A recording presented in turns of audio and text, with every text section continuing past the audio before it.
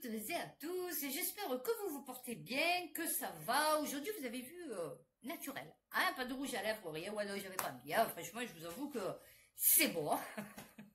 Donc, j'espère que ça va, hein, que le moral tient le coup. Voilà, moi, c'est bon. Ils m'ont remis mon RSA. Je suis trop contente. Je viens de recevoir un mail. La CAF s'excuse. Et en fait, c'était pas de ma faute. En fait, vous voyez, je perds la mémoire. En fait, c'était soi-disant le logiciel qui a pas calculé mes droits, que j'avais fait ma déclaration mais qui n'a pas calculé mes droits. Donc aujourd'hui nous allons faire Europe, donc avec la nouvelle formule, le nouveau format. Donc Europe, donc comme on va dire DAB maintenant, je prends on va dire 2-3 articles qui sont pertinents. Et ouais, vous avez vu, j'ai déjà remis le ventilateur. Et donc après je ferai, comme vous l'avez vu pour France, c'est-à-dire je ferai bref. Vous voyez, qui dure 10 minutes, un quart d'heure, avec un truc super condensé. Comme ça, au moins, c'est plus court. Donc, nous allons commencer, du coup, par l'Europe. Hein. Le monde. Commerce mondial. L'ouverture d'une troisième voie entre les États-Unis et la Chine. Non, parce que ça me fait rire, parce qu'en fait, ils veulent le faire comme les BRICS, mais en Europe. Vous voyez, voilà. Sauf que, vous allez voir, ils ont pris que des pays, ils sont pourris. Une alliance entre l'Union européenne et les pays du partenariat transpacifique permettrait de regrouper les États qui ne veulent pas choisir un camp, explique le journaliste Julien Bouissou.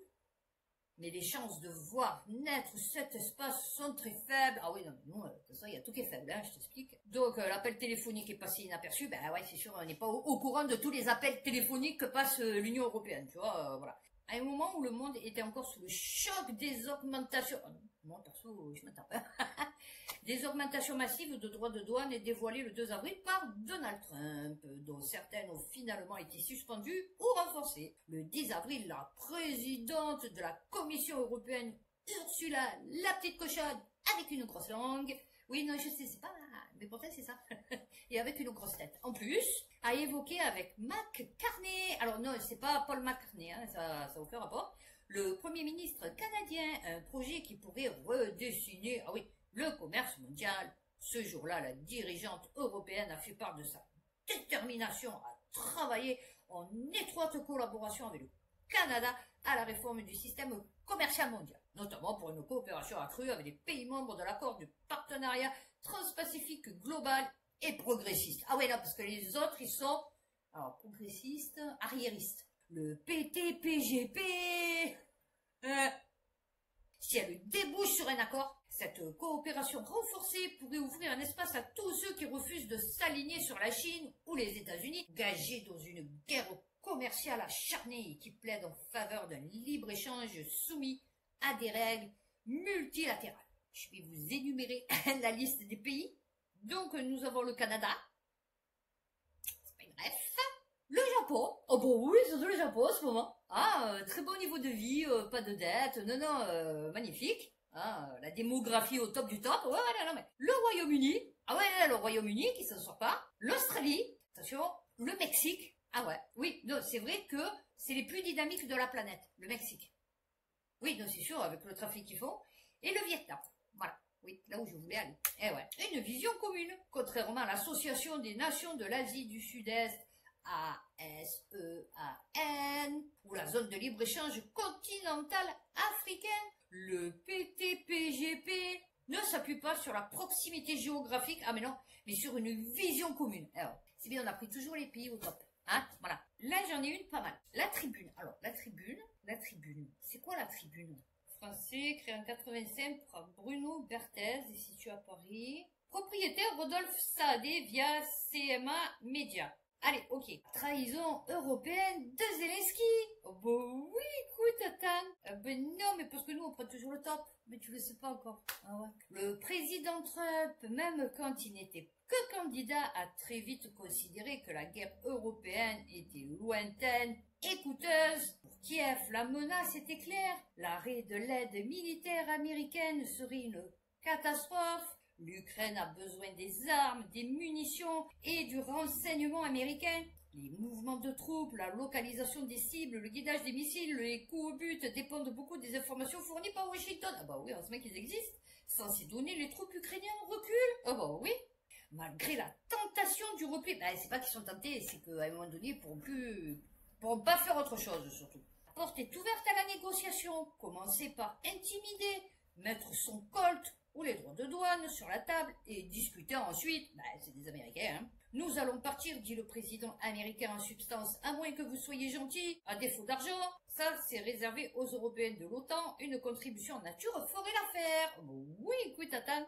Et justement, l'Ukraine a des réserves de terres rares dont tous les pays ont besoin tant elles sont omniprésentes dans le numérique, l'armement et les technologies liées à la décarbonation. Le secteur est aujourd'hui dominé par la Chine. Terres rares contre soutien militaire, la real politique, au temps du lithium. En février, le contrat est presque prêt. Malgré le clash du bureau ovale, le président ukrainien maintient que l'accord est sur la table et sera signé si toutes les parties sont prêtes. Le président américain attend que son homologue démontre un engagement de bonne foi en faveur de la paix. Oui, c'est-à-dire signer le contrat, quoi, en fait. Il faut comprendre, bon deal.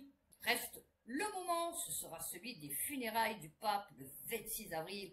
La photo des deux présidents assis face à face dans une salle marbrée de la basilique Saint-Pierre fera date. La rencontre fut productive, déclare la Maison-Blanche. 2 jours plus tard, l'accord est signé à Kiev.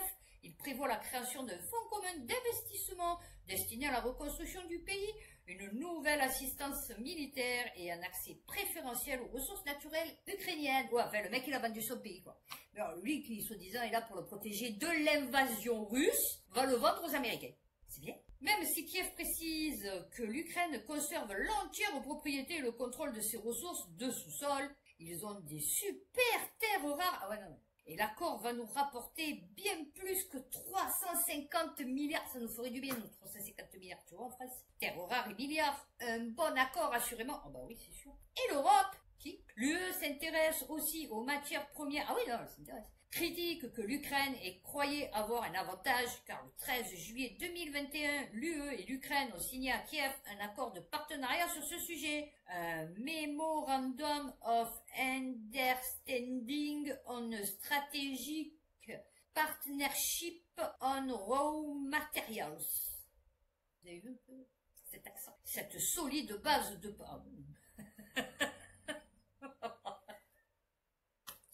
Cette solide base de partenariat prévoit une période intégration avancée, j'en peux plus, fatigant, sur les matières premières via notamment une coopération dans l'extraction et le raffinage. En octobre 2024, la Commission y voit une propriété cruciale de la coopération avec l'UE. En février 2025, alors que les négociations avec les États-Unis n'augurent rien de bon pour l'UE, la Commission atténuera la portée du mémorandum. Ah oui, ça ne sera plus qu'un mémo. Tu vois, le random, il a disparu. Dans les pays partenaires et non sur l'utilisation des terres rares, comment nier que l'accord américain percute l'accord européen signé 4 ans auparavant? Un geste au minimum déloyal. On a foutre, oui. Pourtant, ni l'UE, ni le personnel politique, ni même les médias, à l'exception des Italiens, n'en ont parlé.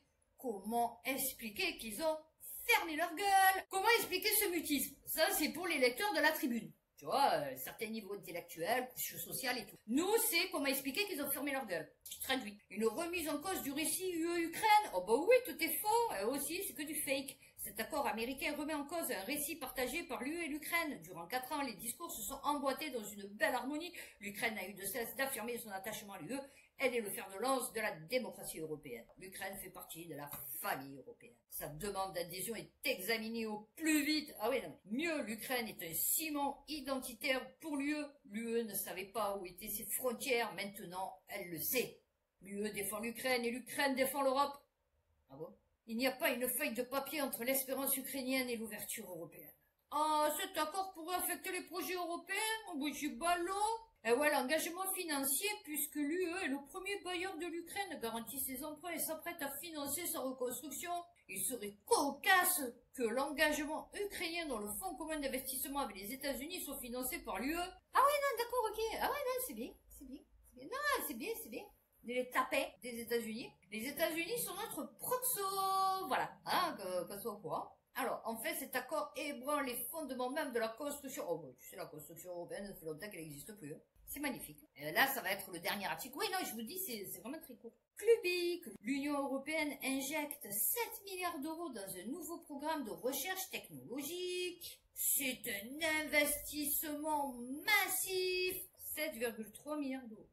Putain, on est vraiment des clochards, hein. Vraiment, vraiment, vraiment. Pour son programme Horizon Europe, l'intelligence artificielle et les technologies vertes sont mises à l'honneur. Non, parce que j'ai pris ça, je vais vous lire juste le petit truc, et après je vais basculer sur des articles que j'ai trouvés par rapport à l'IA et combien ça coûte en fait l'IA.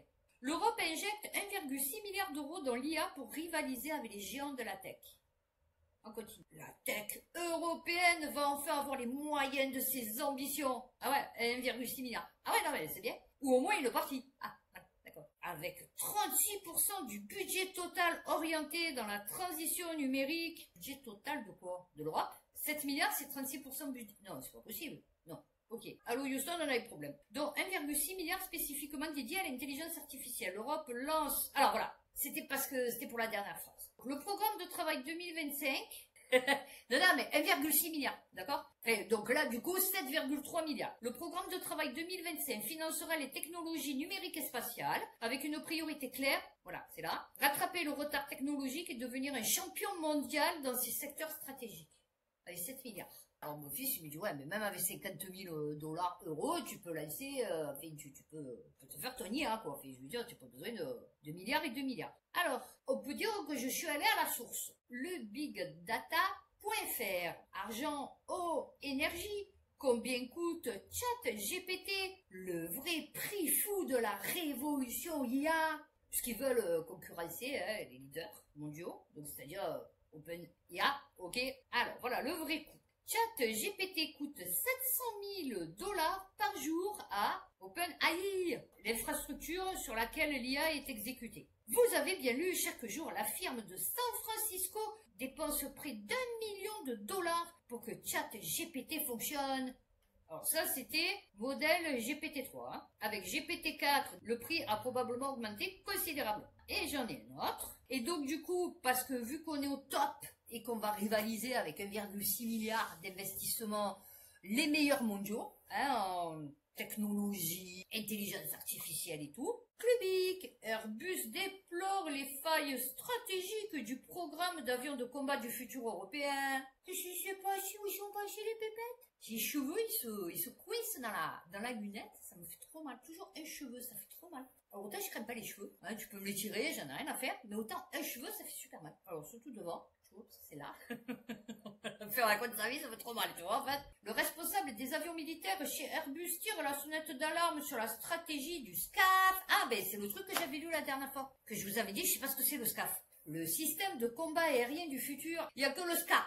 Parce que le feu, le futur, ça, il y va. Le programme européen pourrait manquer le virage du combat collaboratif s'il reste figé dans sa vision pour 2040. Faudrait-il qu'il ait une vision, déjà? Tu mes lunettes? Hein? Oh là, le social. Ah ouais, non, le social. Alors que le programme SCAF, c'est pas CAF, hein, voilà. On a bloqué. C'est pas la CAF. Tu vois ce que je veux dire? Avance au ralenti, le responsable pointe un risque majeur, celui de développer pendant 15 ans des systèmes qui pourraient être obsolètes. Alors, tu as Speedy Gonzales et tu as la cucaracha. Tu vois, ça c'est les Européens. C'est trop rire ce dessin animé. Et où les systèmes connectés évoluent à vitesse grand V. Attends, nous on n'a pas encore créé le nôtre. Là, on va quand même débourser 1,6 milliard pour le créer. Bon, après, on ne sait pas comment on va le maintenir, le truc, tu vois, parce qu'avec 700 000 dollars par jour, tu vois, ça va être compliqué. De toute façon, en plus, il n'y a personne qui va se connecter dessus, parce que les gens, maintenant, ils sont habitués à ChatGPT. Donc, ils vont continuer à chercher sur ChatGPT. Tu verras que l'intelligence artificielle européenne, si ça fait comme Lucie, si on ne bouge pas dès maintenant sur le combat collaboratif, l'Europe va acheter américain dans 5 ans.